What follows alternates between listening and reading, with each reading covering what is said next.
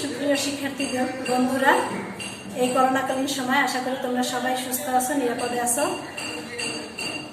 কাছে দূরে যে যেখানে বসে আমাদের এই অনলাইন ক্লাস দেখছো, সবাইকে আন্তরিক শুভেচ্ছা জানাই। আমি পাপিয়া খানম, সহকারী শিক্ষক, দৌলতপুর মহসিন মাধ্যমিক বালিকা বিদ্যালয়। আজ আমি তোমাদের নবম দশম শ্রেণীর সাধারণ গণিত বইয়ের পরিমিতি অংশের 16.1 অধ্যায়ের কিছু সমস্যার সমাধান করে দেখাবো। আশা করি তোমরা সবাই মনোযোগী থাকবে এবং বোঝার চেষ্টা করবে। 16.1-এর 4 নং সমস্যা।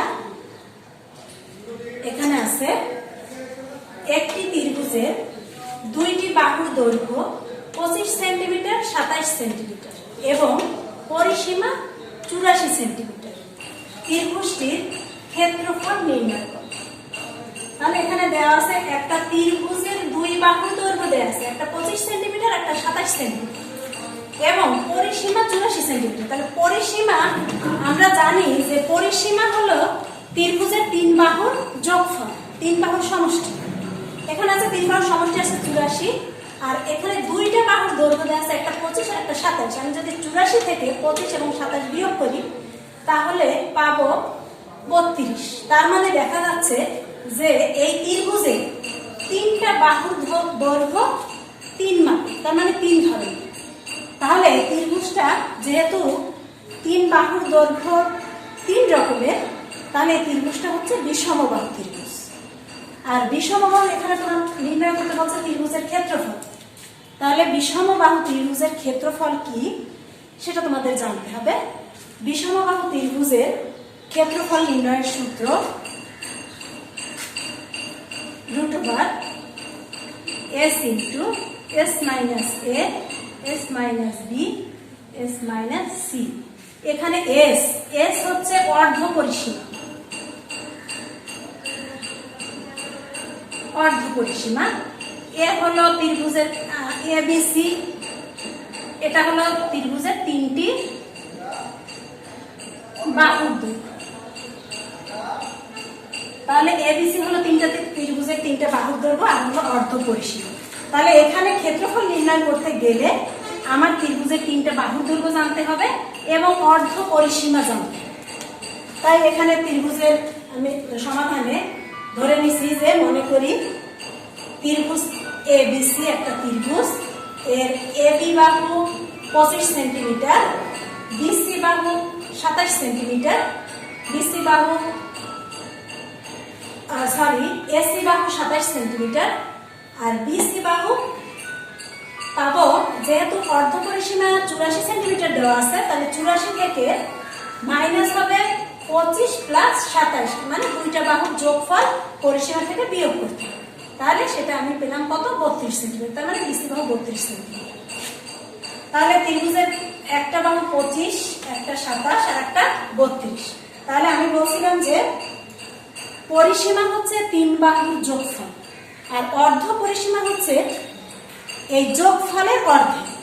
তাহলে ত্রিভুজের অর্ধ পরিসীমা হবে তিনটা বাহু, একটা 25 + 27 + 32। আমি সেটা লিখছি 25 + 27 + 32 বাই হলো 2। যেহেতু অর্ধ পরিসীমা তাই অর্ধেক এত সেন্টিমিটার, এটা যোগ করলে হয় 84, ভাগ 2 দিয়ে ভাগ করলে হয় 42। তার মানে অর্ধ পরিসীমা হলো 42 সেন্টিমিটার।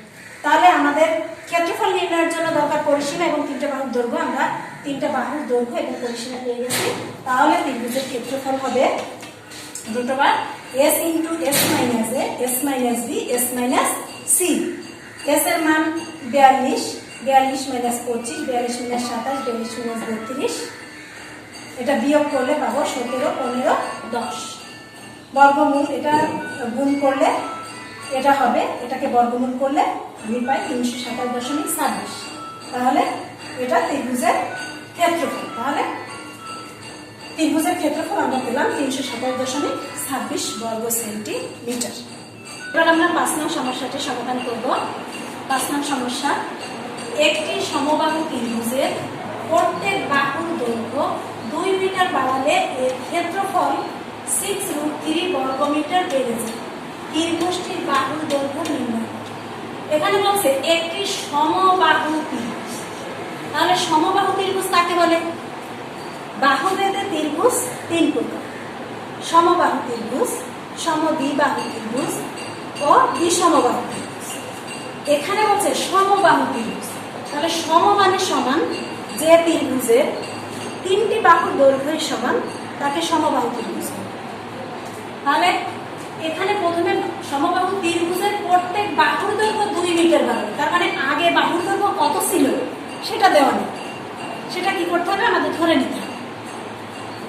তাহলে সমাধানে মনে করি এখানে আমি একটা সমবাহু ত্রিভুজ আঁকছি, এ বি সি একটি সমবাহু ত্রিভুজ, এর প্রত্যেকটা বাহুর দৈর্ঘ্য সমান, তার মানে এ বি বাহু সমান এসি বাহু সমান বিসি বাহু।